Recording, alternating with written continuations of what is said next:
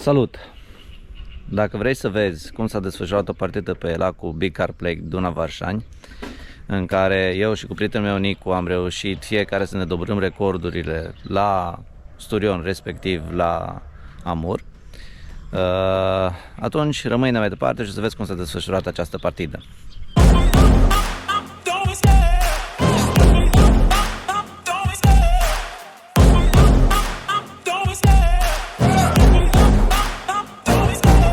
Love the chase and the hunt, and I set the pace when I'm running. I always take what I want and I always give it 100. Don't need a bank, no I'm funded. Play the game like it's nothing. I'm always thankful for something. Don't take for granted, stay humble. Now wake up!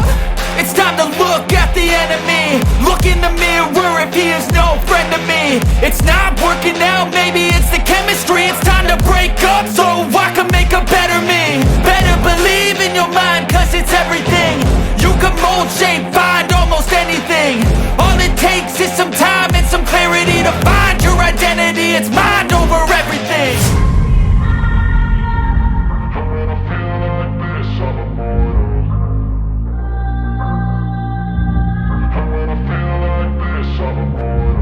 And when I feel like this, I'm immortal. When I feel like this, I'm immortal. When I feel like this, I'm immortal. When I feel like this, I'm immortal. Don't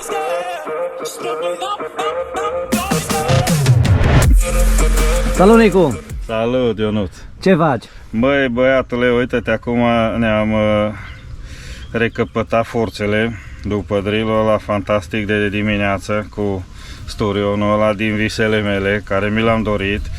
Dar aia noi am mai discutat și ți-am spus că ajunge unul, nu e o specie care o caut, care o vizez, doar că îmi doream să apară și un Sturion în palmares. Și faptul că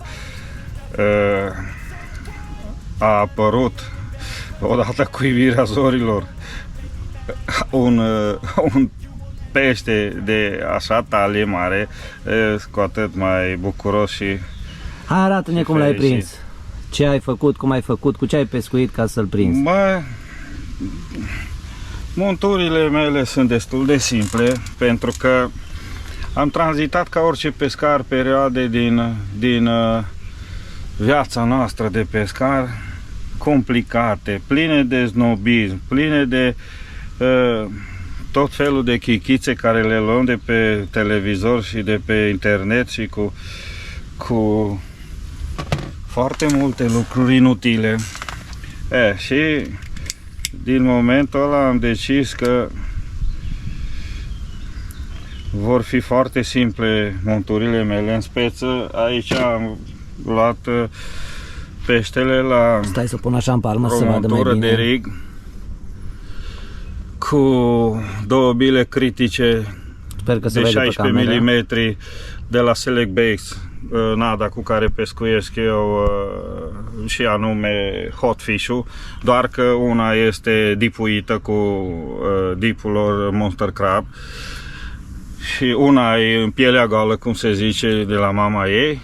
Și asta a fost și bila prinzătoare cu care am reușit să capturez Sturionul ăla. Spun sincer, construită cu un forfac simplu de amnezia de 25 de livre, fără linere, fără, ți-am spus, am încercat să scot lucrurile inutile și care de fapt nu au niciun rol.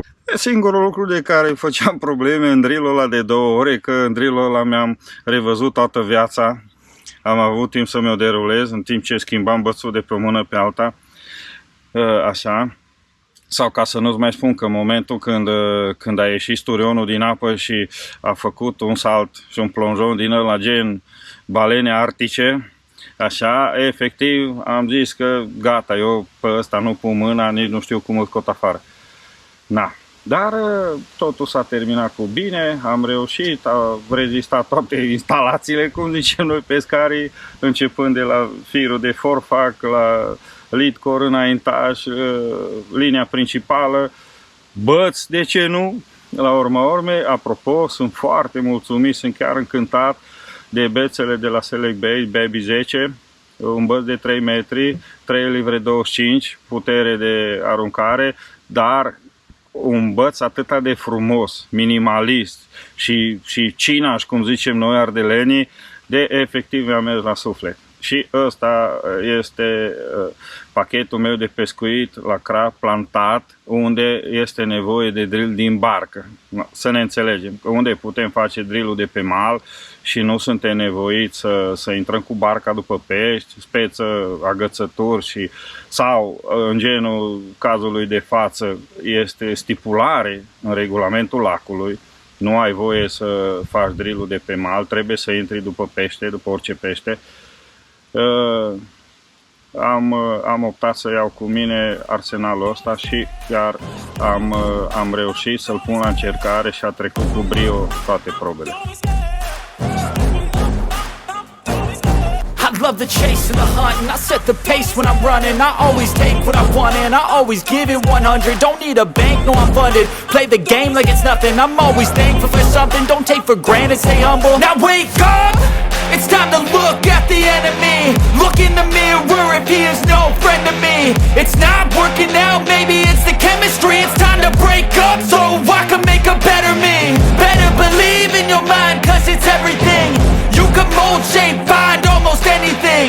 All it takes is some time and some clarity to find your identity. It's mind over everything.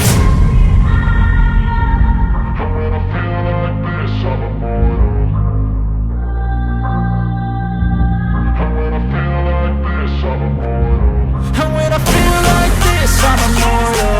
When I feel like this, I'm immortal. When I feel like this, I'm immortal. When I feel like this, I'm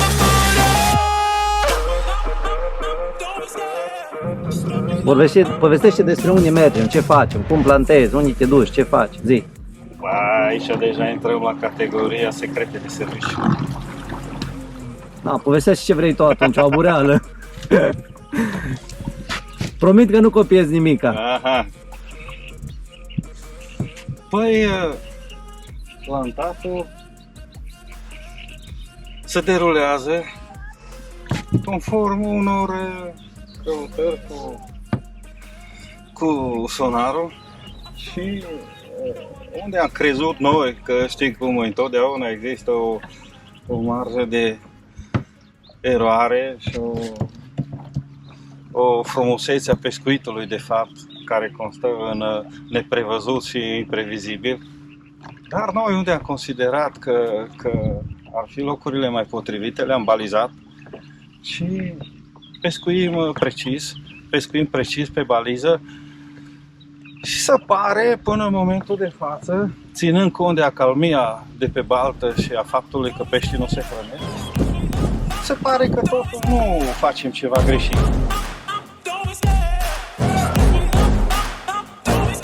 I love the chase and the hunt, and I set the pace when I'm running. I always take what I want and I always give it 100. Don't need a bank, no I'm funded. Play the game like it's nothing. I'm always thankful for something. Don't take for granted, stay humble. Now wake up!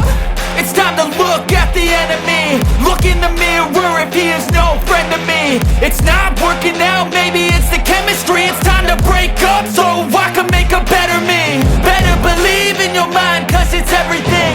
You can mold, shape, find almost anything. All it takes is some time and some clarity to find your identity. It's mind over everything.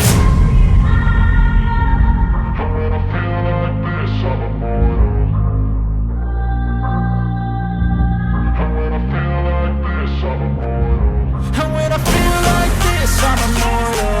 When I feel like this, I'm immortal. When I feel like this, I'm immortal. When I feel like this, I'm immortal. Salutare! Haideți să vă arăt cum am gândit eu să abordez această partidă desfășurată aici pe Big Carp Lake. Ca și tactică de nădire am folosit, uitați-vă aici, un mix de boilesuri și pelete. Pelete Coppens, boilesurile de la Masco Baits Frankfurter. Inițial am pus și pelete mai mici, dar având în vedere că sunt foarte multe pelete și sunt active, am renunțat la ele. Într-o zonă am nădit cu astea și pe o altă baliză am folosit doar semințe, arune tigrate și cânepă. Rezultate, așa și așa. 3 pești prinși. Cel mai mare un amur de 20 de kg, care o să-l vedeți în filmare. Am vrut noi să facem niște poze cu el, dar din păcate aici, așa, în fața pontonului, după cum am așteptat, și-a luat și zborul, pentru că atunci când este cald, regulamentul lacului precizează că peștii peste 20 de kg trebuie puzați în apă. Fiind amur, după cum bine știți, aceștia nu stau așa de bine la poze și s-au zbătut de 3 ori și poze nu prea reușit să facă decât o filmare scurtă.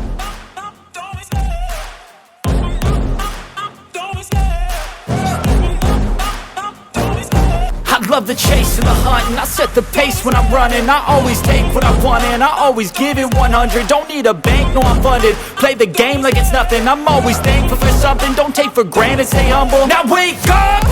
It's time to look at the enemy. Look in the mirror if he is no friend to me. It's not working out, maybe it's the chemistry. It's time to break up so I can make a better me. Better believe in your mind, cause it's everything. You can mold, shape, find almost anything. All it takes is some time and some clarity to find your identity. It's mind over everything. Am așteptat toată ziua după crapul ăsta. Un comun frumos de 13 kg, sănătos. În momentul în care făceam drill-ul din barcă, s-a terminat și bateria. Aventuri la pescuit.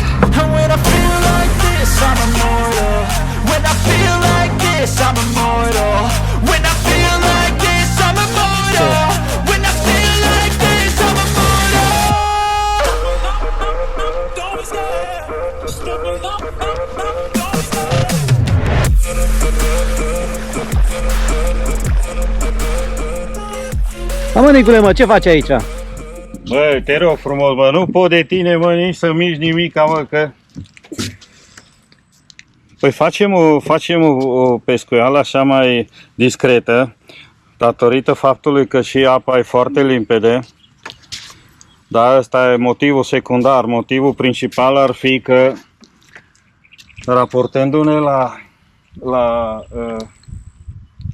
calitatea peștilor și la greutatea peștilor din lac, și ținând cont de aspectul ăsta și de faptul că la un drill cu specimenele astea așa mari am putea să croșetăm toate monturile și toate firele să le luăm cu noi, și la sugestia ta prefer să pescuiesc cu baglead-uri, adică plumbi pe linia principală care să culce linia pe substrat.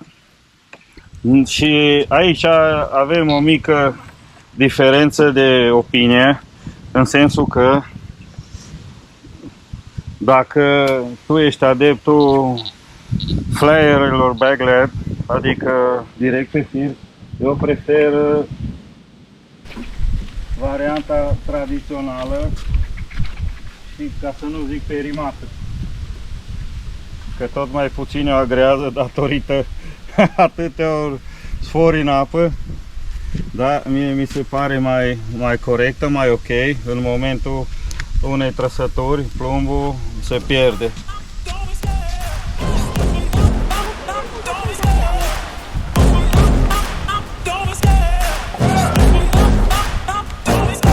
I love the chase and the hunt, and I set the pace when I'm running. I always take what I want and I always give it 100. Don't need a bank, no I'm funded. Play the game like it's nothing. I'm always thankful for something. Don't take for granted. Ca și noaptea anterioară, un crab de 17 kg ne-a vizitat. Sincer, mă așteptam să fie mai mare, că s-a cam luptat cu mine în larg, dar cred că este un mascul destul de sănătos și frumos. Să vedem ce o să ne mai aducă noaptea.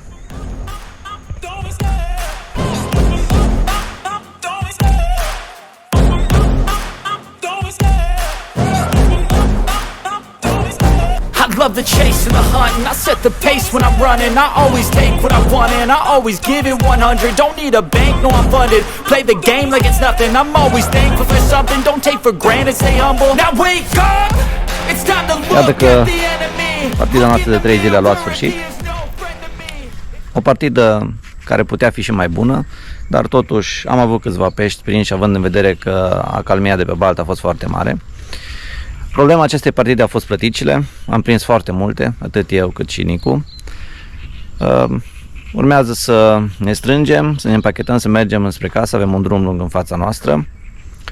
Și nu în ultimul rând, dacă vă place conținutul și doriți să vedeți alte partide în care le voi desfășura în acest an, nu uitați să vă abonați canalului, să dați un like, asta numai în cazul în care vă place conținutul. Dacă nu vă place, atunci nu vă abonați și nu dați niciun like.